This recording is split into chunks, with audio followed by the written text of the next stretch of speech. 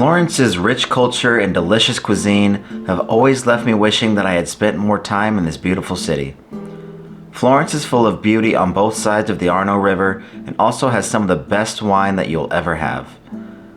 I have visited Florence on multiple occasions over the years, and it is one of my favorite places to relax and enjoy the Italian culture while seeing the most beautiful sunsets every night. Let's discuss some things you need to know before you visit Firenze, and also stay tuned for the third tip as it can save you a lot of time and stress.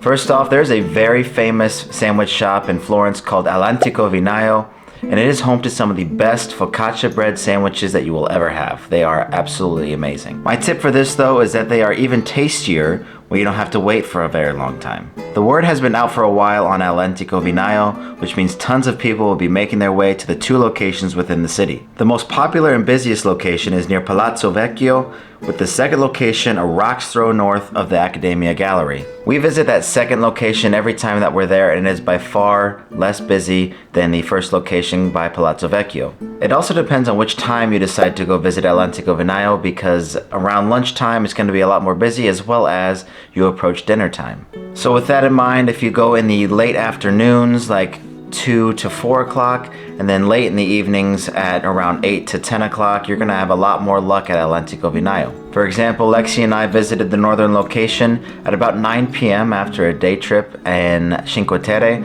and it was like literally no line at all. There was no people there. I walked right up, she walked right up, we both got a sandwich, we were gone in about 5 minutes. The best sandwiches at All'Antico Vinaio that I would recommend to you would be La Favolosa and La Paradiso. Next is David is 100% worth your time. The famous sculpture by the great Michelangelo is so beautifully intricate and detailed. I think the best way to describe it as you gradually get closer to it is majestic. I can just remember standing there and taking in the experience for as long as I could. I honestly didn't want to leave. Now there are also some other really cool pieces of art and sculptures within Accademia Gallery besides David, so take the time to walk through and enjoy. However, the only way to truly enjoy is to buy your tickets far in advance. Now this is going to be the case at Accademia, the Duomo, and the Uffizi Gallery. Make sure you buy those months in advance before you take your trip. All of these places are incredibly busy all year round, and the best way to enjoy is by picking your entry time by buying them online directly through their own websites. To give you an example of why it is important to book in advance, we visited the Accademia Gallery at around 11 a.m. and there was lines all the way down the street and they were looping back and forth. It was insane. Now all those people did not buy it in advance, and they didn't buy the timed ticket entry like we did. And so to do that, all you can do is buy online. As your time approaches, go into a desk that is right across the street from the main entry. You can get your physical copy of your ticket, and then don't enter the line until your timed entry says so. There are plenty of people there to help you out when you need it, but they really ask that you don't crowd that area until about 15 minutes before your entry time, so that way people aren't really bombarding that whole street. Once you get there, they can help you get into the right line that you need to be in for a smooth entry into the gallery. Now this is also really similar at the other gallery, the Uffizi, and also can be really similar at the Duomo. They really do a good job of making sure you get in there at the time that works best for you. Next, the city of Florence is quite small and very walkable. All of the tourist sites are within an easy walk from one to the other, and the walk in itself is quite gorgeous to do anyways, because Florence is just full of so many beautiful sights and architecture and art. It's literally every step you take is something new and amazing. And I'm glad it's this way there, because honestly, I wouldn't want to be sitting in a subway or something like that, taking a metro, when I could just be walking this beautiful city and actually taking it all in for what it is. Now, if you have to, there are other ways you can get around. There are buses, there are taxis, there are scooters that you can take, bikes.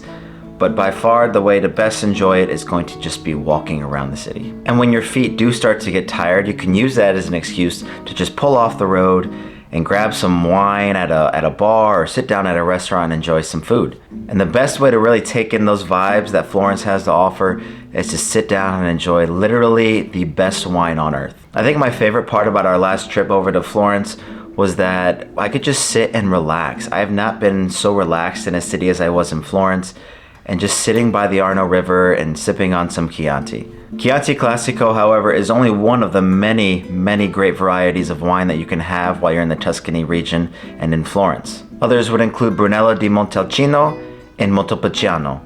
All of these are red wines that are just absolutely brilliant and they taste so good.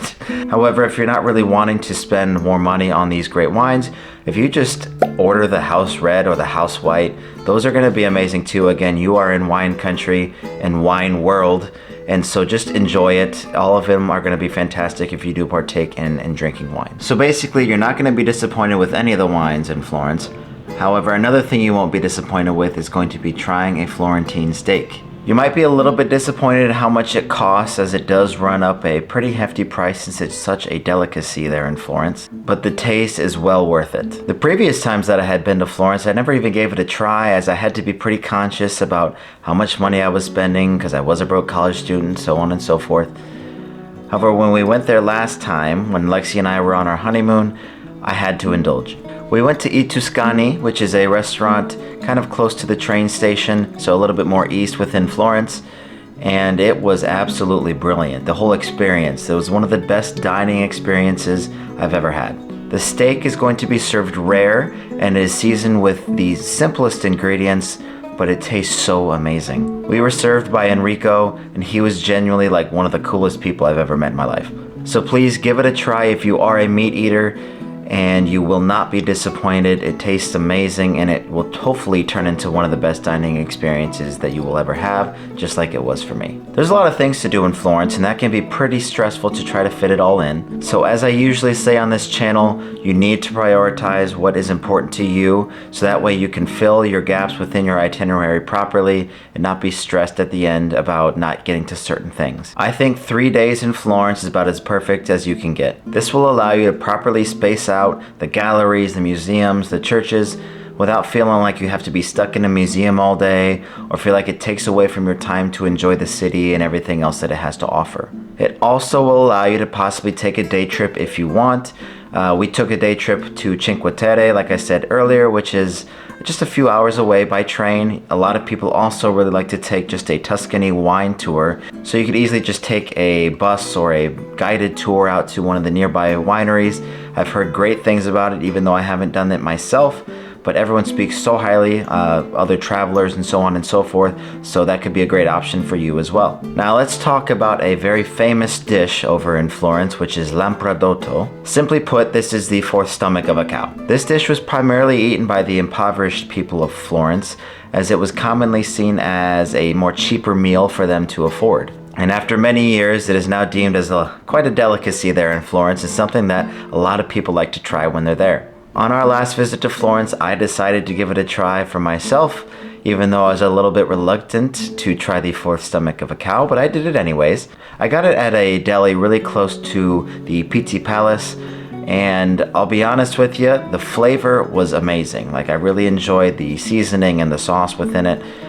However, I didn't enjoy the texture. The texture was just too much for me to get over.